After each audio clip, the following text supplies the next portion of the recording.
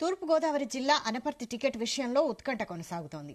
మొదట తనకు ఇచ్చిన టికెట్ వెనక్కి లాక్కొని బీజేపీకి ఖరారు చేసిన అన్యాయంపై మాజీ ఎమ్మెల్యే నల్లమిల్లి రామకృష్ణారెడ్డి ప్రజల వద్దకు వెళ్తున్నారు. మూడో రోజు అనపర్తిలో నిర్వహించిన కార్యక్రమానికి భారీ స్పందన లభించింది.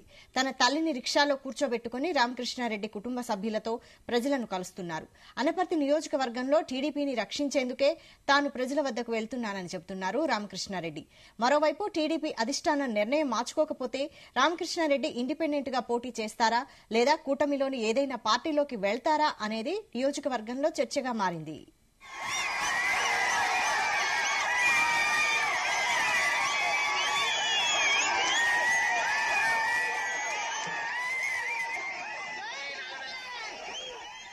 దీనిపై మరిన్ని వివరాలు మా ప్రతినిధి ప్రసాద్ అందిస్తారు. ప్రసాద్, వైశాలి, ఇవాళ అనపర్తిలో రామకృష్ణారెడ్డి నిర్వహించిన న్యాయం కోసం కార్యక్రమం చూస్తే కనుక అక్కడ హాజరైన జన సందోహం ఇవన్నీ చూస్తే కనుక రాజకీయ వర్గాల్లో కూడా చర్చనీయాంశంగా మారింది. అనపర్తి విషయంలో ఏం జరగబోతుంది, కూటమి టికెట్ విషయంలో అంటే అధిష్టానం మరోసారి పునరాలోచించి రామకృష్ణారెడ్డికి టికెట్ ఇస్తుందా, లేదంటే రామకృష్ణారెడ్డి తన దారి దాన్ని చూసుకుని ఇండిపెండెంట్ గా పోటీ చేస్తారా, లేదంటే ఇప్పటికే పలు ఊహాగానాలు కూడా వినిపిస్తున్నాయి. ఏదైతే రామకృష్ణారెడ్డికి వైసీపీ టచ్ లో ఉంది, వైసీపీ అధిష్టానం కూడా కొంత సంప్రదింపులు జరుపుతున్నారు రామకృష్ణారెడ్డితో అనే ఊహాగానాలు కూడా ప్రచారం కూడా సాగుతుంది.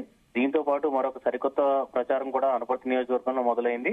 అసలు రామకృష్ణారెడ్డి కాంగ్రెస్ పార్టీకి టచ్ లోకి వెళ్తారనే ఒక ప్రచారం కూడా ప్రారంభమైంది. ఎందుకంటే షర్మిలారెడ్డికి ఏదైతే టచ్ లోకి వెళ్లి ఇక్కడ, ఎందుకంటే అనపర్తి పులివెందుల తర్వాత ఎక్కువగా రెడ్డి సామాజిక వర్గం ప్రాబల్యం ఉన్న ప్రాంతం కాబట్టి ఇక్కడ నుంచి వైఎస్ షర్మిల లేదా అటు తెలంగాణ ముఖ్యమంత్రి రేవంత్ రెడ్డి సపోర్ట్ కూడా తీసుకుని కాంగ్రెస్ వైపు కూడా అడుగులు వేసే అవకాశాలు కూడా ఉన్నాయని కూడా చెప్తున్నారు. అయితే ఇదంతా కూడా అధిష్టానం, టీడీపీ అధిష్టానం టికెట్ ఇవ్వలేదని చెప్పి కూడా మార్చే ప్రసక్తి లేదని చెప్పి ఖరారు చేసినప్పుడే ఇవన్నీ కూడా జరిగే అవకాశం ఉందని కూడా చెప్తున్నారు. అయితే మనకు అందుతున్న సమాచారం ప్రకారం ఇవాళ రామకృష్ణారెడ్డికి ఏదైతే మంగళగిరి వచ్చి కలవాల్సిందిగా అధిష్టానం నుంచి పిలుపు వచ్చినట్టుగా చెప్తున్నారు. అయితే ఇది ఫైనల్ గా అంటే టికెట్ మార్చే పరిస్థితి లేదు అని కరాఖండిగా చెప్పడానికా, లేదంటే ఇదే ఇప్పటికే చూస్తే కనుక పిఠాపురం నియోజకవర్గం నుంచి వర్మను అలాగే పిలిపించి బొద్దుగించి చివరికి పవన్ కళ్యాణ్ కు మద్దతు ఇచ్చేలాగా టీడీపీ అధిష్టానం ఒప్పించింది. అలాగే నల్లమిల్లి రామకృష్ణారెడ్డి కూడా ఫైనల్ గా, ఎందుకంటే బీజేపీకి ఇచ్చిన సీట్ ని మార్చే ప్రసక్తి లేదు. ఎందుకంటే ఇప్పటికే ఉభయ గోదావరి జిల్లాలో ఇప్పుడు ప్రస్తుతం బీజేపీకి కేటాయించిన ఒకే ఒక సీటు అనపర్తి కాబట్టి దాన్ని మార్చే అవకాశం అయితే లేదని చెప్పి కూడా భావిస్తున్నారు. మొత్తం మీద అనేక రకాల ఊహాగానాలు, అనేక రకాల ఉత్కంఠ పరిణామాలు అనపర్తి సీటు విషయంలో చోటు చేసుకున్నాయి. ఉభయ గోదావరి జిల్లాలో కూడా ఇప్పుడు అనపర్తి సీట్ అనేది చాలా హాట్ టాపిక్ గా మారిందని చెప్పుకోవచ్చు. ఎందుకంటే చూస్తే కనుక ఇప్పుడు ఈ బీజేపీకి కేటాయించిన ఈ టికెట్ బీజేపీకి గెలుపు అవకాశాలు లేవు. ఒకవేళ బీజేపీకి ఇచ్చినప్పటికీ కూడా వైసీపీ అక్కడ భారీ మెజార్టీతో గెలిచి ఇక్కడ ప్రస్తుతం రాజమండ్రి ఎంపీగా పోటీ చేస్తున్న పురంధరేశ్వరి విజయావకాశాలను కూడా దెబ్బతీస్తే పురంధరేశ్వరి ఓటమి చేసే అవకాశాలు కూడా ఉన్నాయని చెప్పి కూడా అంతర్మతం జరుగుతుంది. ఇటు కూటమి పార్టీలో జనసేన, టీడీపీ, బీజేపీ వర్గాల్లో కూడా అంతర్మతం జరుగుతుంది. మొత్తమే చూస్తే కనుక రామకృష్ణారెడ్డి అయితే మూడో రోజు ఈ ప్రజల్లో ఉండి తన విజయవంతంగా తన కార్యక్రమాలు నిర్వహిస్తున్నారు. అయితే ప్రస్తుతం అధిష్టానం మాత్రం పునరాలోచిస్తే మాత్రం టీడీపీ శ్రేణులకు ఓరటుగా చెప్పుకోవచ్చు. అయితే ఖచ్చితంగా, ఎందుకంటే ఇప్పటికే సీటు కేటాయించేసిన నేపథ్యంలో మరొక ఆప్షన్ అయితే లేకపోతే మాత్రం రామకృష్ణారెడ్డి లాంటి బలమైన నాయకుడిని టీడీపీ వదులుకుంటుందో లేదని చూడాల్సింది. అంటే ఇవాళ జరిగిన పరిణామాలు బట్టి చూస్తే కనుక రామకృష్ణారెడ్డి ఎట్టి పరిస్థితుల్లో కూడా ఇండిపెండెంట్ గానే పోటీ చేస్తారని చెప్పి కూడా ప్రచారం జరుగుతుంది. అయితే ఇది కాకుండా ఇండిపెండెంట్ గా కాకుండా ఏదో ఒక పార్టీ మద్దతుతో పోటీ చేస్తే మరింతగా బాగుంటుంది. అది వైసీపీకి సంబంధించి ఇప్పటికే ఆఫర్లు వస్తున్నాయని చెప్పి కూడా ప్రచారం జరుగుతుంది. దీంతో పాటు కాంగ్రెస్ కూడా మరొక రామకృష్ణారెడ్డికి ఉన్న ఆప్షన్ గా కూడా ఆయన వర్గీయుల్లో కొంత చర్చ జరుగుతుందని చెప్పుకోవచ్చు. వైశాలి, రైట్. అనపర్తిలో కాంగ్రెస్ నుంచి బలమైన అభ్యర్థి ఉన్నారా? ఇప్పటికైతే ప్రస్తుతానికి అనపర్తి నుంచి కాంగ్రెస్ నుంచి బలమైన అభ్యర్థి లేరు. కాకపోతే ఇక్కడ రామకృష్ణారెడ్డి విషయంలో చాలా ప్రత్యేకమైన పరిస్థితిగా చెప్పుకోవచ్చు. ఎందుకంటే ఇక్కడ రెడ్డి సామాజిక వర్గం చాలా ప్రాబల్యం చాలా ఎక్కువగా ఉంది. ఉభయ గోదావరి జిల్లాలోనే అటు ఏదైతే శ్రీకాకుళం నుంచి ఇటు గుంటూరు జిల్లా వరకు కూడా ఎక్కువగా రెడ్డి ప్రాబల్యం ఉన్న నియోజకవర్గం అనపర్తి. మరో పులివెందులు కూడా చెప్తూ ఉంటారు. కాబట్టి ఇక్కడ ఏదైతే రామకృష్ణారెడ్డి ఇప్పటికే బలమైన నాయకుడిగా ఉన్నారు. ఇవాళ అనపర్తిలో జరిగిన ఆయనకి ర్యాలీ కార్యక్రమం చూస్తేనే కూడా రాజకీయ వర్గాల్లో కూడా చాలా తీవ్రమైన చర్చనీయాంశంగా మారింది. ఎందుకంటే వేల సంఖ్యలో ఆయన మద్దతుదారులు కూడా హాజరు కావడం జరిగింది. ఇక్కడ పార్టీతో పాటు రామకృష్ణారెడ్డి కూడా వ్యక్తిగతంగా ఇమేజ్ ఉందని చెప్పి కూడా ఇవాళ ర్యాలీని బట్టి అర్థమవుతుంది. కాబట్టి ఈ నేపథ్యంలోనే ఒకవేళ టీడీపీ అధిష్టానం కనుక ఒప్పుకోకపోతే ఖచ్చితంగా ఇండిపెండెంట్ గానే రామకృష్ణారెడ్డి పోటీ చేస్తారని తెలుస్తుంది. మరొక ఆప్షన్ ఏంటంటే బీజేపీ నుంచి రామకృష్ణారెడ్డి బీజేపీకి వెళ్లి బీజేపీ నుంచి టికెట్ తీసుకుంటారని చెప్పి కూడా మరొక ఆప్షన్ అయితే కనిపిస్తుంది. అది ఇవన్నీ కూడా జరిగే పరిస్థితి అయితే లేవు. కాబట్టి ఖచ్చితంగా ఒకవైపు వైసీపీ నుంచి కూడా రామకృష్ణారెడ్డి ఎందుకంటే బలమైన అభ్యర్థిగా ఉన్నారు కాబట్టి వైసీపీ నుంచి కూడా ఆయనకు ఆఫర్లు వస్తున్నాయని చెప్పి కూడా ప్రచారం జరుగుతుంది. ఇవన్నీ కాకుండా ఈ కాంగ్రెస్ నుంచి పోటీ చేస్తారనేది కూడా చాలా సరికొత్తమైన ప్రచారంగా చెప్పుకోవచ్చు. వారి అనుచరులు కూడా కొంత చర్చ అయితే జరుగుతుంది. ఎందుకంటే ఇప్పటికే చూస్తే కనుక ఇటు ఒకవైపు ఆయనకి వ్యక్తిగత ఇమేజ్, దాంతో పాటు సామాజిక వర్గ పరంగా ఇమేజ్ బలం, రెడ్డి సామాజిక వర్గ బలం ఉన్న నేపథ్యంలో రేవంత్ రెడ్డి లాంటి వారు కానీ షర్మిలారెడ్డి గారిని వీరంతా కూడా వచ్చి ఇక్కడ ప్రచారం చేస్తే ఖచ్చితంగా రామకృష్ణారెడ్డి మరింత ముందంజలో ఉంటారు. రాష్ట్రంలోనే కాంగ్రెస్ లో ఒక బలమైన అభ్యర్థిగా మారతారని చెప్పి కూడా ఆయన అనుచరులో కూడా ప్రచారం జరుగుతుంది.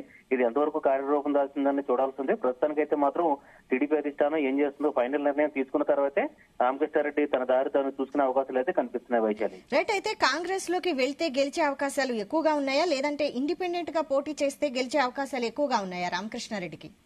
ఖచ్చితంగా ఇది ఇండిపెండెంట్ గా ప్రస్తుత పరిస్థితి చూస్తే కనుక రామకృష్ణారెడ్డి ఇండిపెండెంట్ గా పోటీ చేస్తే చాలా బలమైన అభ్యర్థి. ఇప్పటికే చూస్తే కనుక 2014లో ఏదైతే టీడీపీ, జనసేన, బీజేపీ కలిసి పోటీ చేసిన క్రమంలో దాదాపు 2000 ఓట్ల తేడాతో అనపర్తిలో రామకృష్ణారెడ్డి గెలుపొందారు. ఎందుకంటే చూస్తే కనుక 42 సంవత్సరాలుగా టీడీపీ ఆవిర్భావం నుంచి కూడా రామకృష్ణారెడ్డి కుటుంబం టీడీపీతోనే ఉంది. నల్లమేలు మూలారెడ్డి గతంలో 4 సార్లు ఎమ్మెల్యేగా పనిచేశారు. తర్వాత రామకృష్ణారెడ్డి 2014 నుంచి 19 వరకు కూడా పనిచేయడం జరిగింది.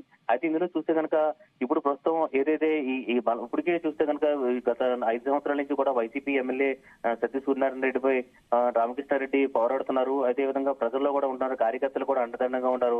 రామకృష్ణారెడ్డిని చూసి ఇతర పార్టీల నుంచి కూడా ఏదైతే టీడీపీ బలహీనంగా ఇక్కడ అధికారంలో లేనప్పటికీ కూడా రామకృష్ణారెడ్డి పట్ల ఆకర్షితులై ఆయన అనుచరులుగా మారారు.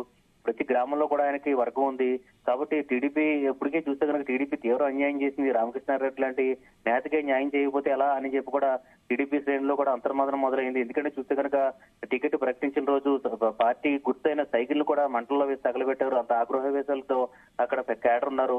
కాబట్టి రామకృష్ణారెడ్డి కనుక ఇప్పటికే అన్యాయం జరిగిందనే విషయం అందరికీ అన్ని నియోజకవర్గాల్లో కూడా, గోదావరి జిల్లాలతో పాటు రాష్ట్రంలో చాలా నియోజకవర్గాల్లో కూడా టీడీపీ శ్రేణులు ఇదే విషయం చర్చనీయాంశంగా మారింది.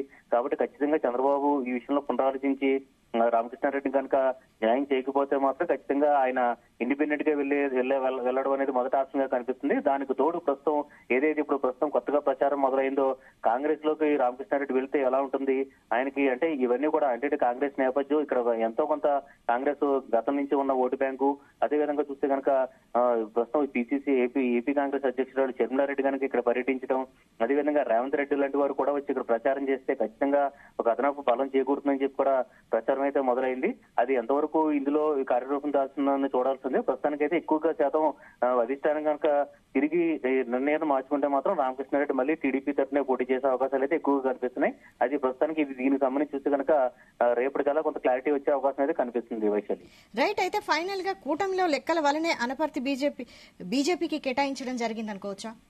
ఖచ్చితంగా అయితే అసలు ఊహించిన సీటు ఇది. ఎందుకంటే ఇప్పటి వరకు చూస్తే కనుక ఏదైతే బీజేపీ కూటమిలో చేరిన తర్వాత వాస్తవానికి చూస్తే కనుక పి గన్నవరం అనేది ప్రధానంగా టికెట్ వినిపించింది, లేదంటే తాడేపల్లిగూడెం. అంటే గతంలో టీడీపీ పోటీ చేసిన 2014 నుంచి 19 మధ్యలో కూటమిలో అప్పటి చూస్తే కనుక బీజేపీ తాడేపల్లిగూడెం నుంచి అప్పట్లో మాణిక్యాలరావు, పైడికొండల మాణిక్యాలరావు అప్పుడు తాడేపల్లిగూడెం నుంచి గెలుపొందారు. తర్వాత చూస్తే కనుక గోదావరి జిల్లాలో చూస్తే కనుక రాజమండ్రి సిటీ నుంచి కూడా అప్పట్లో ఆకుల సత్యనారాయణ కూడా గెలుపొందడం జరిగింది. ప్రస్తుతం చూస్తే కనుక రాజమండ్రి సిటీ నియోజకవర్గం బీజేపీకి ఇచ్చే పరిస్థితి లేకపోవడంతో ఏదైతే పి గన్నవరం నుంచి అయ్యాజీ వేమ పోటీ చేస్తారని ముందుగా భావించారు. అయితే ఊహించిన విధంగా అంటే ఇందులో విషయం చూస్తే కనుక బీజేపీ అంతర్గత పోరులో భాగంగా కూడా అనపర్తి ఖరారైందని కూడా చెప్పి కూడా ఇప్పటికే ప్రచారం జరుగుతుంది. ఎందుకంటే పార్టీ మాజీ అధ్యక్షుడు సోము వీర్రాజుకు అదేవిధంగా పురంధరేశ్వరికి మధ్య ఇప్పటికే వగ్గపోరు నడుస్తుంది. ఎందుకంటే ఇక్కడ చూస్తే కనుక టీడీపీ నుంచి వచ్చిన వారికే ఎక్కువగా బీజేపీలో సీట్లు దొరికాయి, బీజేపీ నుంచి ముందు నుంచి ఉన్న వారికి సీట్లు లేవు. కాబట్టి సోము వీర్రాజు వర్గం కొంత వ్యూహాత్మకంగా పావులు కలిసి ఇక్కడ అనపర్తి సీటు వేరే వారికి ఇప్పించిందని చెప్పి కూడా ప్రచారం అయితే జరుగుతుంది. మొత్తం చూస్తే కనుక అనపర్తి విషయంలో మొత్తం చాలా హాట్ టాపిక్ గా మారిందని చెప్పుకోవచ్చు. Vaishali, right. Thank you Prasad.